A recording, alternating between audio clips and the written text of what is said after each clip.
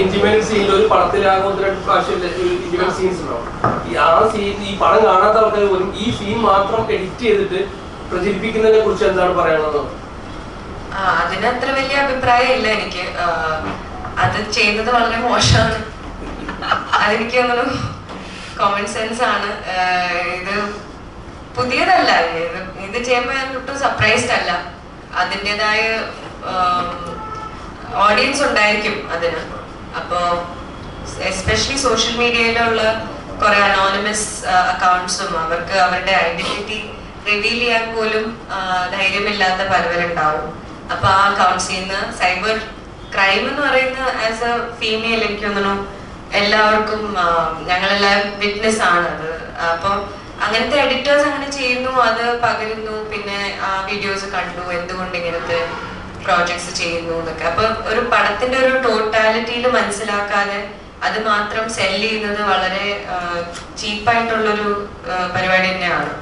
അതെനിക്ക് തോന്നുന്നു അതാരും എന്താ പറയാ എൻകറേജും ചെയ്യാൻ പാടില്ല.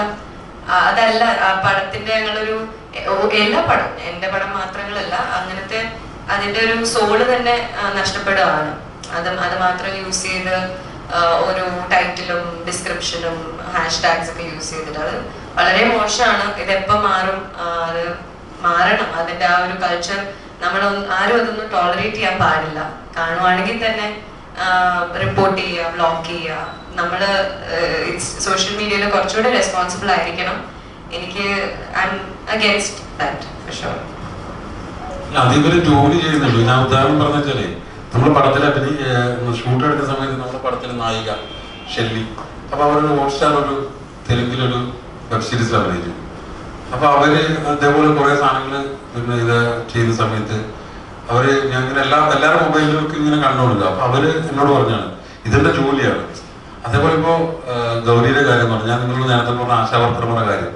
ഒരു 40 വന്നിട്ട് അവർ 15 വർഷമായി എടുക്കുന്ന ജോലിയാണ് ആശാവർക്കർ. അതൊരാളെ സ്ക്രീനിൽ അവർക്ക് ഫീൽ ചെയ്യിപ്പിക്കണമെങ്കിൽ അതൊരു ആക്ടിങ് ആണ്. ഗൗരി ചെയ്ത ജോലി അവർ ഒരാൾക്ക് ഫീൽ ചെയ്യിപ്പിക്കണമെങ്കിൽ ഞാൻ നിങ്ങളെ അവതരിപ്പിക്കുമ്പോൾ നിങ്ങളെ എനിക്ക് ഫീൽ ചെയ്യിപ്പിക്കാൻ പറഞ്ഞാൽ ഞാനൊരു നടനാണ് അല്ലേ? അപ്പൊ അത് ചെയ്യുന്നേ ഉള്ളൂ. ഇപ്പൊ ദർശനയുടെ കാര്യം, നമ്മൾ ദർശനം ഫസ്റ്റ് ഡബ് ചെയ്ത് പോയി. അപ്പോൾ നമ്മളെ കുറച്ച് നിങ്ങൾ മീഡിയ സുഹൃത്തുക്കൾ, എൻ്റെ അടുത്ത സുഹൃത്തുക്കൾ വന്ന് പടം കണ്ടപ്പോൾ പറഞ്ഞു ദർശനയുടെ വോയിസ് മാറ്റണം എന്ന് പറഞ്ഞപ്പോൾ നമ്മളിങ്ങനെ ചിന്തിച്ചു.